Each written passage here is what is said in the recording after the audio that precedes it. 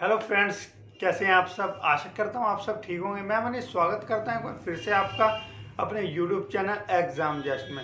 तो इस वीडियो में हम बात करने वाले हैं एफसीआई असिस्टेंट ग्रेड जनरल और असिस्टेंट ग्रेड थर्ड के डिपो के आपके जो एग्ज़ाम हुए थे और एक दो एग्ज़ाम उसके साथ आपके और भी हुए थे। तो उनकी जो प्री का आपका जो कट ऑफ है, एक दो जोन की जो है रिलीज हो चुकी है, जैसे south zone, west zone, north zone का अभी तक कुछ नहीं आया है। तो कैंडिडेटों को इंतजार है कि नॉर्थ जोन का कब आएगा, क्योंकि सबसे ज़्यादा कैंडिडेट जो क्वालिफाई हुए थे वो नॉर्थ जोन के अंदर हुए थे, क्योंकि वैकेंसी भी जो है नॉर्थ जोन के अंदर थी। और आपका मेंस भी हो चुका है 5 तारीख को। तो आपका मेंस का जो रिजल्ट है वो कब तक आ सकता है, सभी कैंडिडेट का सिर्फ यही है, क्योंकि आंसर की वगैरह तो इसमें नहीं आती है, क्योंकि IBPS ने कंडक्ट कराया था। तो IBPS जो अपने बैंक के पैटर्न पर रहता है वही इसमें पैटर्न लागू होगा। तो अगर आप चैनल पर न्यू विजिट कर रहे हैं तो सब्सक्राइब करके बेल आइकन को प्रेस जरूर कर दीजिएगा, सबसे पहले गवर्नमेंट जॉब की पल पल अपडेट के लिए। तो अगर मैं बात करता हूं कि जो नॉर्थ जोन के और बाकी बचे हुए जोन हैं एक, उसका आपका प्री का कट ऑफ, फेज फर्स्ट का कट ऑफ कब तक आ सकता है। तो देखिए आज या कल में जो है प्री के फेज फर्स्ट का आपका कट ऑफ जो है वो आ जाएगा। उसके बाद जितनी भी कट ऑफ जैसे नॉर्थ की गई है, सॉरी नॉर्थ की नहीं की साउथ की या वेस्ट की गई है, उसके एक दो नंबर ऊपर नीचे ही नॉर्थ में भी आपको देखने के लिए मिल जाएगी।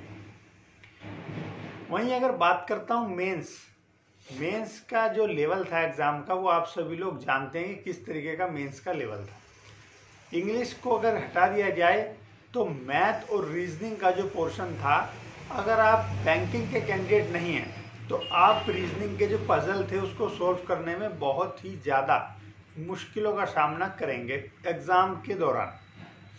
अगर आपने टेक्स्ट बुक से जो है सेट लगाए थे, मॉक टेस्ट लगाए थे और आप लास्ट तक नहीं पहुँचे हैं, यानी कि आपने शुरू के 5-8 लगाए हैं, तो आपका स्कोर जो है एग्ज़ाम में ऑब्वियसली डाउन होगा, क्योंकि जो शुरू के सेट थे वहाँ पर मॉक टेस्ट थे, उनका लेवल जो है एग्ज़ाम के लेवल से बिल्कुल भी मैच नहीं करता था, वो बिल्कुल ही इजी थे।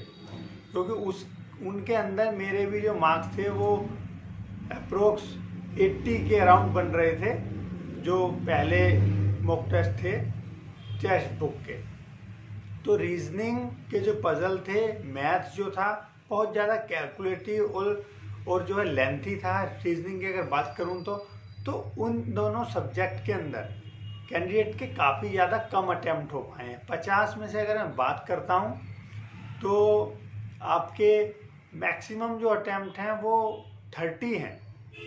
बहुत से कैंडिडेटों के 30 से कम भी हैं, और अगर मिनिमम अटैम्प्ट की बात करता हूं तो 20, 18, 21 इस तरीके से अटैम्प्ट हुए हैं।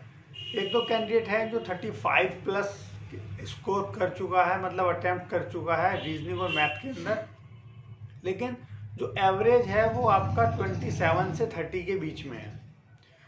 वहीं रीजनिंग की, इंग्लिश की अगर बात करता हूँ तो इंग्लिश में 25 में से 25 ही अधिकतर कैंडिडेट ने जो है अटैम्प्ट किए हैं। अब उसमें उनकी कितनी एक्यूरेसी है वो खुद जाने।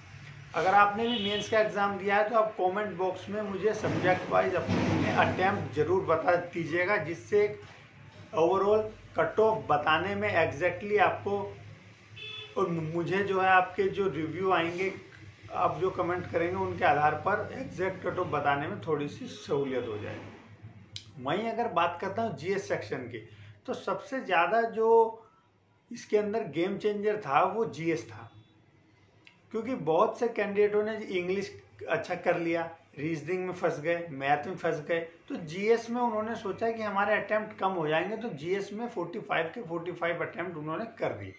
अब ये आप भी जानते हैं कि GS के अंदर जितने भी सवाल आए उन सब का आंसर आपको पता हो, ऐसा जरूरी नहीं है। मैथ, रीजनिंग, इंग्लिश में मैं मान सकता हूँ कि आप हाँ आउट ऑफ नंबर ला सकते हैं, लेकिन GS में थोड़ा सा मुश्किल है ये सब कर पाना।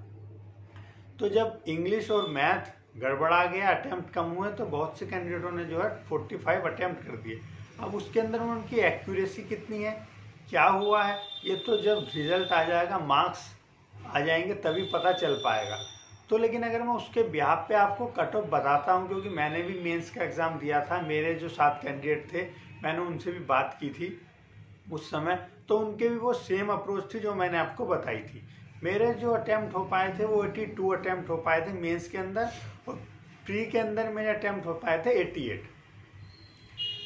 तो उसके अकॉर्डिंग अगर आप कट ऑफ का अंदाज़ा मेरे अकॉर्डिंग लें तो आपकी जो कट ऑफ है वो एक नॉर्मल कट ऑफ ही जाएगी, प्रीवियस ईयर के अकॉर्डिंग ही जाएगी।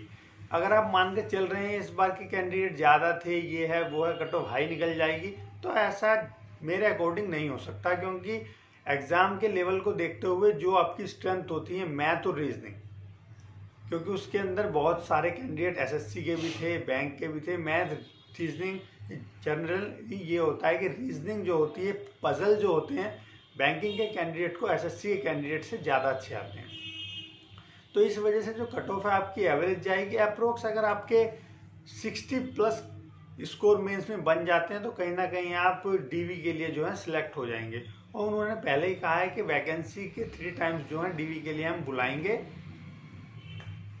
तो उस वजह से भी कट ऑफ को थोड़ा सा डाउन करना पड़ेगा, क्योंकि 3 कैंडिडेट एक पोस्ट पर लेने हैं, उसके बाद शायद एक कट ऑफ लगे, फिर 2 कैंडिडेटों को निकाल दिया जाए। अब जो है रिजल्ट कब तक आपका आ सकता है, क्योंकि असिस्टेंट मैनेजर वगैरह के जो थे आपके पहले हुए थे एग्ज़ाम, उनका जो है फाइनल रिजल्ट आ चुका है। और मैं आपको बता दूं कि वो फाइनल रिजल्ट आपका 50 या 55 दिन के बाद आया है।